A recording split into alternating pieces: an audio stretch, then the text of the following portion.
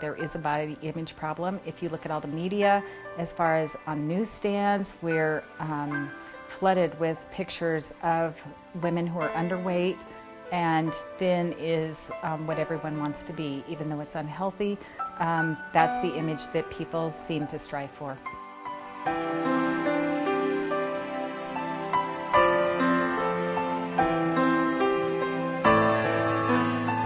I think media, definitely. Media.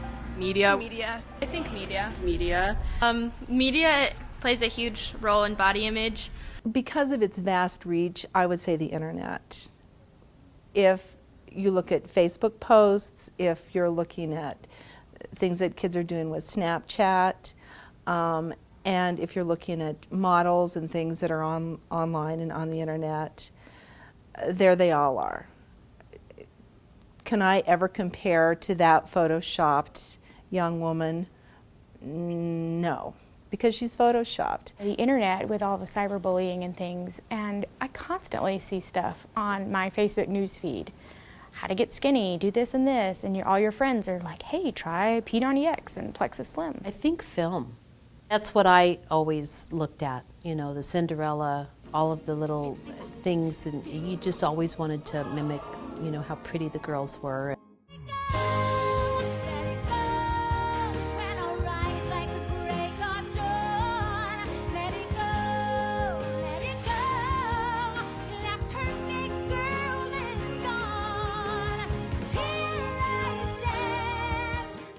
You know, with the whole princess thing with 2-year-olds, it's all about how you look, and I don't want her to place her value in that.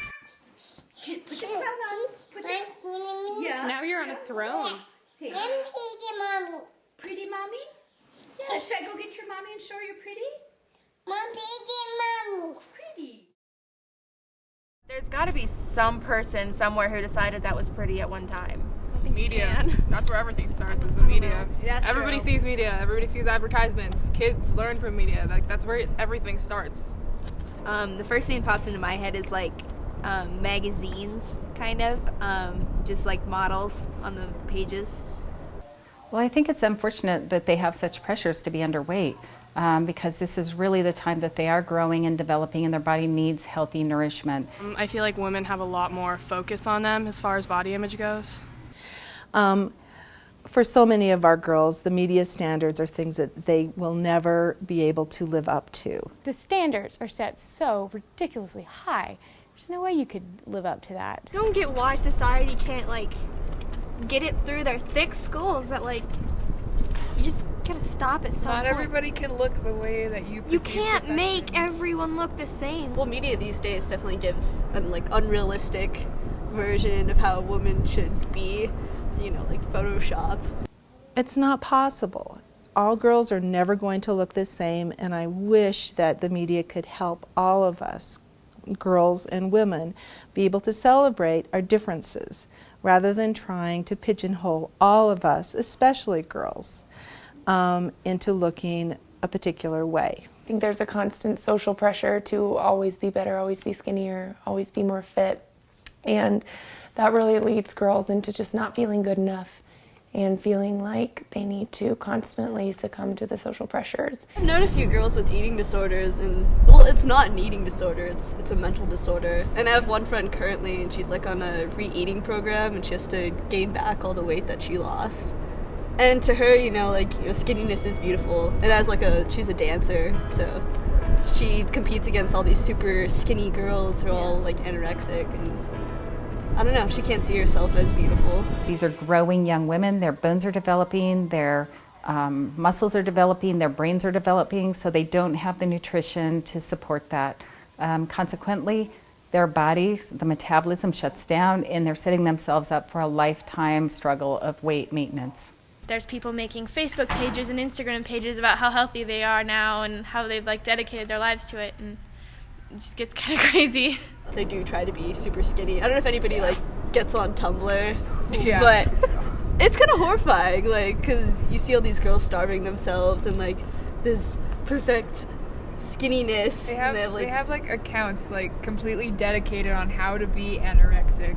And that's it's, just it's scary. sickening. That's Yeah, terrible. it's Well, disgusting. there's girls who Instagram get too. brainwashed It's like, by it. and it was just like a thinspo or something, and it's like, yeah, I've dropped like 5 pounds this week, and blah blah blah. For every like I get, I'll fast an hour, and I was like, Everyone's obsessed with weight loss. You always hear people going on diets and being healthy and eating salads, and I think that's great. Eating healthy is awesome, but I think it gets a little bit crazy sometimes. Once you're conscious of like why you're doing it, and you know you're doing it for like health reasons, only for health reasons, where you know that I don't feel good where I am right now, so I want to become healthy. So you try to just exercise and be there fit. has to be that line though, because like, even with like working out, like that can lead into like other disorders. Girls who naturally have thigh gaps or who are naturally skinny, they've been getting a lot of attention too, because like online, I don't know you guys if you read it, but people have been accusing them of being anorexic or bulimic. There's too much criticism for being skinny. Our generation grows up to be parents, and we're always concerned about our weight. I think it's they going to should pass be on to our worried more children. about Yeah. It's actually have to do with how your bone structure is, and some girls actually cannot have thigh gaps no matter how much weight they lose. Everyone has a different body shape, and to attain a thigh gap certainly supports being underweight. Again, eating disorders and the lack of nutrition, the lack of health, and obviously the lack of confidence. Them, this is how you have to be. You need to be perfect. There's not a lot of positive self-image stuff out there. I distinctly and will always remember that feeling of walking down the halls of my junior high. I felt like this giant, frizzy-haired beast. I think the first time, really, that I started thinking that way was like age 4 or 5, because I did gymnastics and they were super competitive, and they just train you to think like that, like it's not good enough, so do it again. Just like start thinking that way, like to extremes. End of freshman year, even like up through this year a little bit, just because I made like a big transition. I was kind of figuring out who I was, and like I still get a lot of crap for it. I get judged all the time, constantly, and like a lot of people just don't know me. I realized like, oh, everybody's making fun of me. I got called fat a lot. I think for me it was junior high, and it was just transitioning from elementary school to junior high. And I was a gymnast when I was little, so I was always thin, but not too thin. Like I was athletic thin, and then I stopped working out constantly, and I grew taller and I grew out, and I always thought that was not good. Like, you needed to be able to, how I figured in my mind is guys needed to be able to pick you up. That's what I thought was a good thing. Yes. And so once it got past that my brothers couldn't pick me up anymore, then I didn't feel secure in myself. My mom wanted me to lose weight, and and then yeah, and that really hits hard when your own Yeah. family tells you that. I went through that a little bit too. You just kind of feel like a failure overall because everything is so unattainable.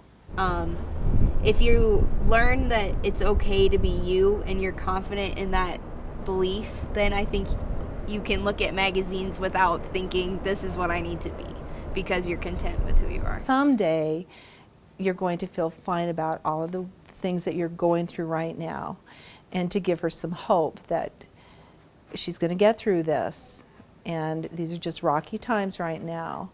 And I just always try and be very reassuring that you look great, or you might want to think about changing this. I feel most beautiful when I'm outside running and I'm sweaty and I'm not worrying about my makeup or worrying about my hair, and when I can just be out thinking that I look really good when I'm running.